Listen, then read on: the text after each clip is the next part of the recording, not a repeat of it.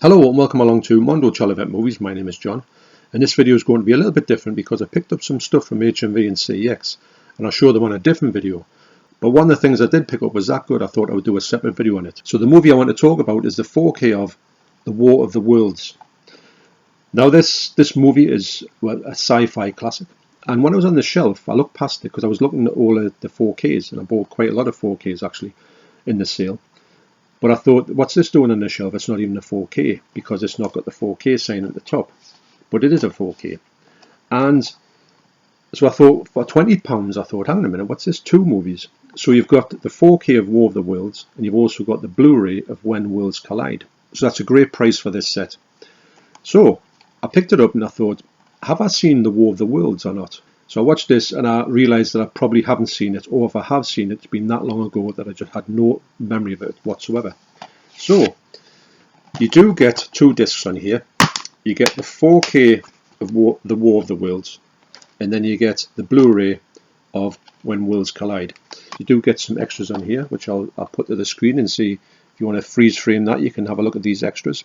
With these movies being very short, I thought, well, I'll put this on, I'll check it out. It's only 1 hour 22 minutes long.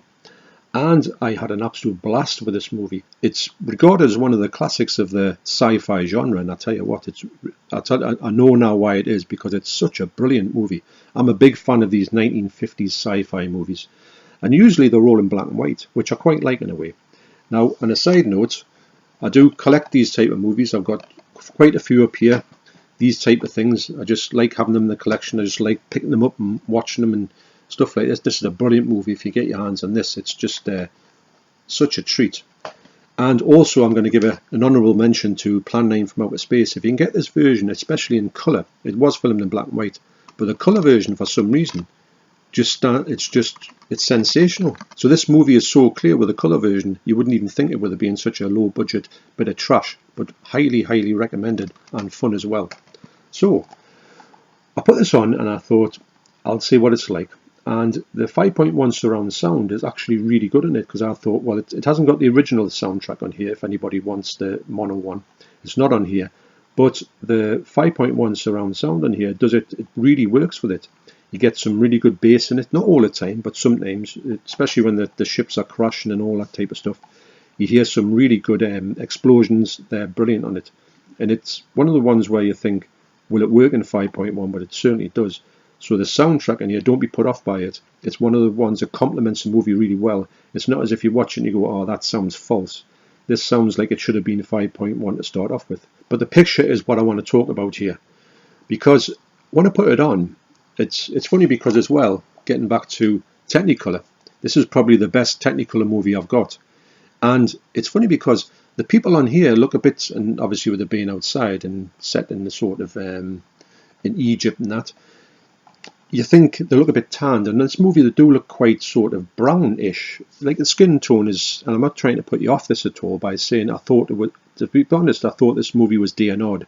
And the reason why I thought that was because there was practically no grain in this at all.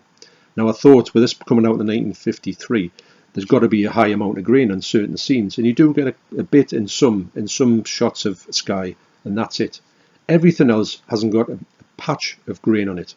Now I thought this has obviously been DNR'd, but when you look at the people's faces, the sort of detail in the faces, it's still there.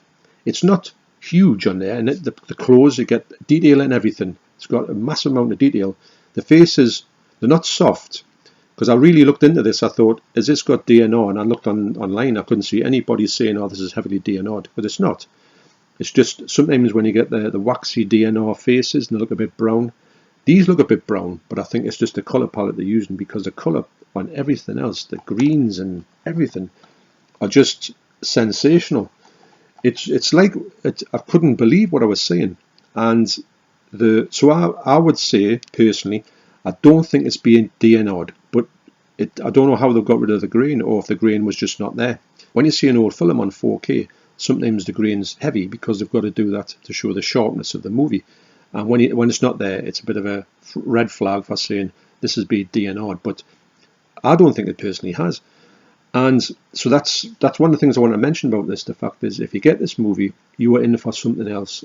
You are in for one of the best physical 4Ks you're ever going to see. So for £20, this movie is an absolute steal because you actually get the second movie on. I think it's produced by the same bloke who did War of the Worlds. I don't know anything really about this, but I put this on first just to check it out, and the picture quality on the Blu-ray of this movie is stunning as well.